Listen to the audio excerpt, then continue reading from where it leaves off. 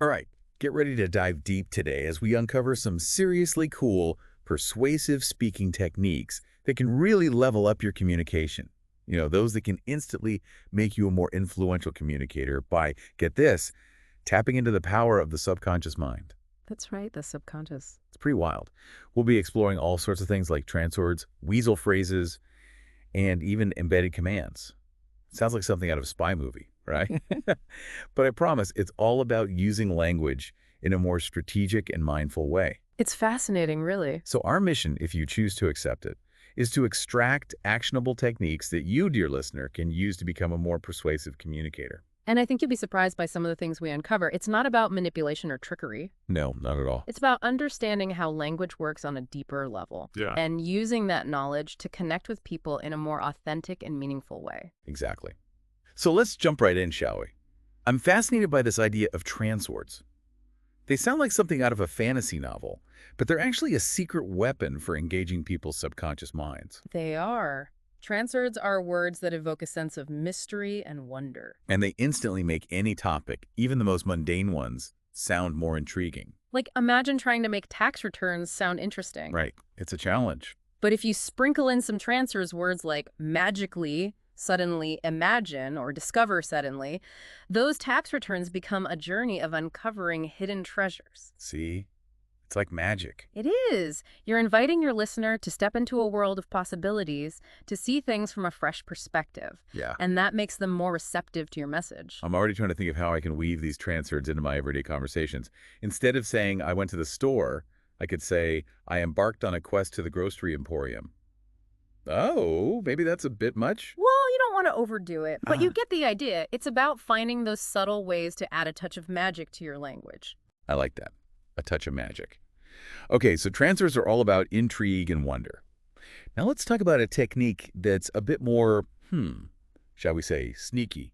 Weasel phrases. Ah, yes, weasel phrases. The name itself is kind of hilarious. It is, isn't it? But they're incredibly useful, especially when you need to introduce a sensitive or potentially controversial topic.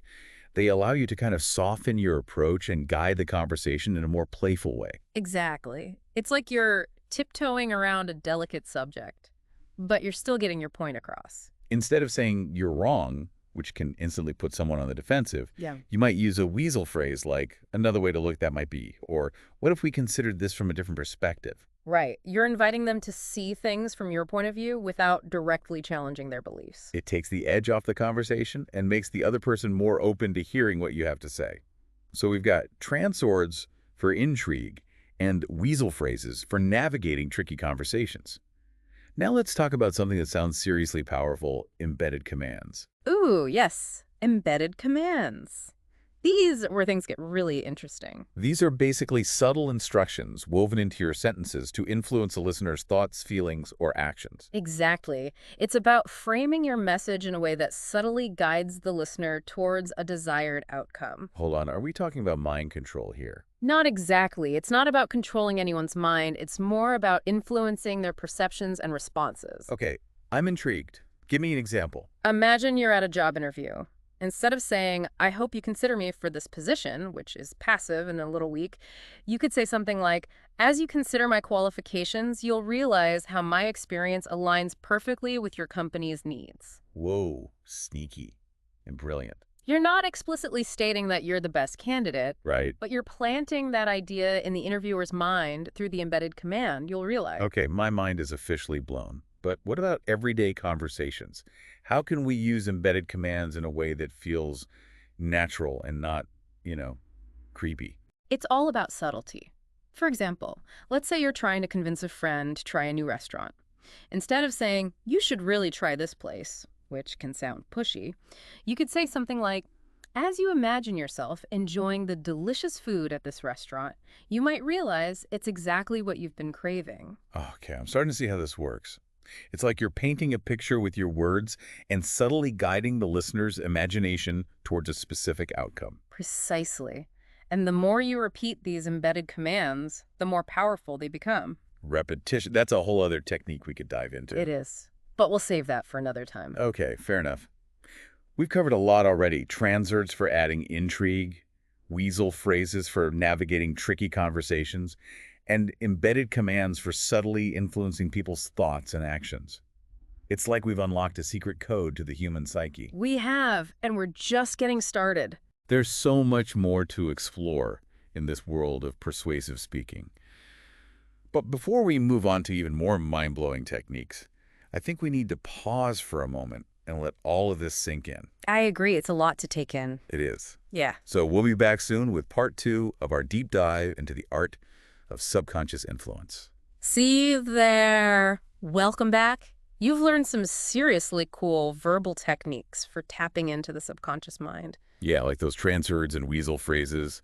They're pretty sneaky. Sneaky but effective. But now I'm really curious about how to use nonverbal communication strategically. Yeah, the nonverbal stuff. We talked about gestures and even touch, but how do we use them, like, intentionally? Right. The source material mentioned something called deliberate movement. Ah, yes, deliberate movement. What exactly is that? Well, think about it. You know those really captivating speakers? Oh, I know exactly what you mean. Yeah, they just draw you in. Right. And it's not just their words. It's their whole presence. It's their energy, their movements. Right. They're deliberate, you know? Yeah. So deliberate movement is all about being super intentional with your body language, using it to, like, underline your key points and create a more engaging experience for your listeners. So it's not just about, like randomly waving my hands around while I'm talking. No. It's about connecting those movements to the words. Connecting, yeah. So if I'm describing something, say, exciting, I might lean forward or use more expansive gestures. But if it's something serious, I'd probably use a more subdued tone and posture. Precisely.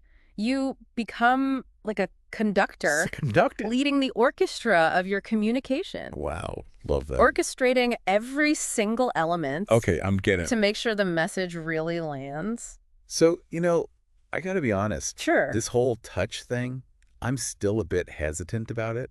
Understandable. It seems, I don't know, maybe a bit too personal. Yeah. And what if the other person just totally misinterprets it? You're right to be cautious. It is a powerful tool. And like any powerful tool, it needs to be used responsibly and with sensitivity. Exactly. Remember, we're not talking about like big, sweeping gestures or anything intrusive. I don't know. It's about those small, subtle, appropriate touches that just like evolve naturally as you build rapport with someone. So it's got to be organic. It has to, not forced. Like, when you're genuinely excited about something and you give someone a slightly longer handshake. Right. Or maybe you're sharing a laugh and there's a light touch on the arm. Okay, yeah. It creates a connection. So it's all about being aware of boundaries. Absolutely. Right. Reading the room. Yeah. And never, ever making someone feel uncomfortable. Okay, that makes sense. Good. But how do you practice this stuff, without feeling completely awkward? Practice it right. I mean, I don't want to be overthinking every little gesture or touch. That would just be, like, paralyzing. That's why we recommend trying this. What's the reenacting conversations. Reenacting conversations. Yeah. It's a great exercise. What, like by myself? Yeah, just think back to a recent conversation where you felt like you really connected with someone. Okay, I think I can do that. Good. I'm pretty sure I can come up with a couple. Now replay it. Replay it. Out loud, just by yourself. Okay. But this time, use all the techniques. The transwords, weasel phrases, deliberate movements. Yeah. If it feels natural, even add in a little touch. Oh, okay. So I'm basically practicing for real-life conversations, but in the comfort of my own home. Exactly. Like a dress rehearsal for a big performance. It's like taking all the pressure off. It is. And as you practice, you'll start to internalize these techniques, and they'll become less about, consciously thinking about it and more about an intuitive understanding of how to connect. It becomes second nature. Yes. Oh, that's great. It's like learning to ride a bike. Oh, yeah. At first, it's all wobbly and you're thinking about every little thing. Right. And then all of a sudden you're just doing it. Exactly. Okay, this is making me feel more confident. It's sure. But what about when you encounter someone who's just like totally resistant? Oh, the resistant types. Like they're skeptical, closed off, or just not on the same wavelength. Well, that's where adaptability comes in. Oh, okay. Remember, it's not about forcing it. It's about being flexible. So, like, if someone's not comfortable with touch... You respect that. Yeah, I get it. You adjust. You focus on the words, the tone of voice. It's about meeting them where they are. Right. And finding that common ground. Okay, that makes total sense. Good. But I've got to ask about easy linking expanded. Ah, yes. Easy link. It sounds super powerful. It can be. Using this and that strategically and all that. But it also seems like it could be misused, You're right. It's a powerful tool. It is. And like all powerful tools, it needs to be used Uh, ethically. for good. It's not about deception or coercion. Right. It's about enhancing communication. So it's our responsibility to use these newfound powers wisely. It is. To build genuine connections, inspire action, and make a positive impact. You got it. Because ultimately, the most effective communication is authentic communication. Absolutely. Right. It's about being genuine, being yourself. Okay, I like that. Letting these techniques enhance your natural charisma. Not replace it. Exactly. That's a really great point. Thanks. We've been talking about using these techniques very deliberately, but is there a point where they become so ingrained, Yeah. that we just do them subconsciously? Oh, absolutely. Like they become second nature. Like learning anything new. Like driving a car. Exactly. At first, you're thinking about every little thing. Yeah. Where's the gas? Where's the brake? Got to check the mirrors. But then one day you're just doing it.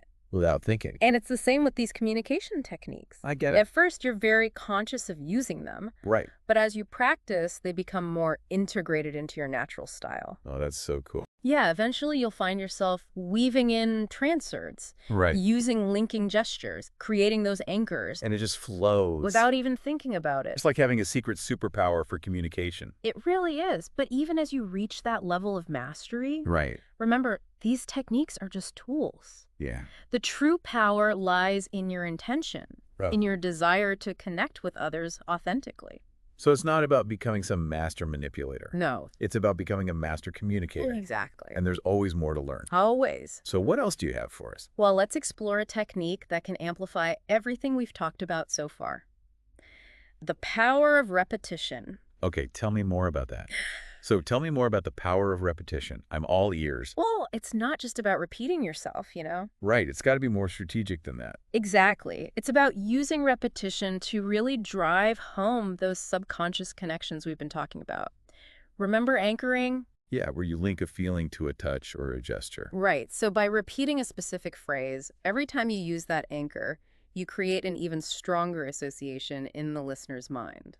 Okay, so let's say I want to anchor a feeling of, confidence. Good example. I could choose a phrase like, I'm unstoppable. Yeah. And then every time I feel that surge of confidence, I say it out loud and maybe pair it with a power pose or something. Exactly. And the more you repeat that, pairing the phrase, the feeling, the gesture, the more ingrained it becomes in your subconscious.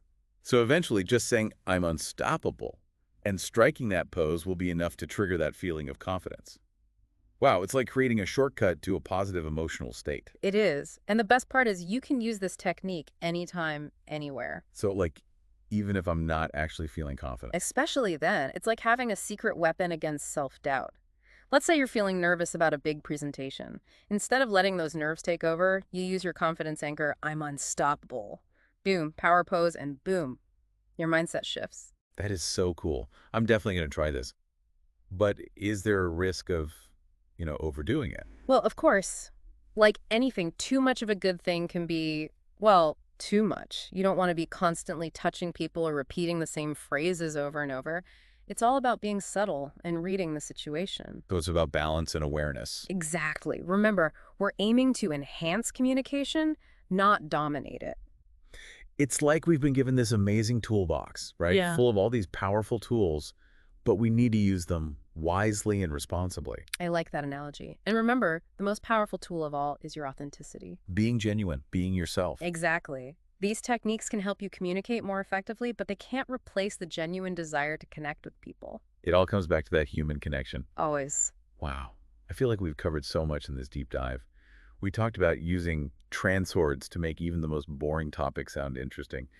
And we explored weasel phrases for those tricky conversations where you need to be a bit more diplomatic. Don't forget embedded commands. Oh, yeah, those were mind-blowing.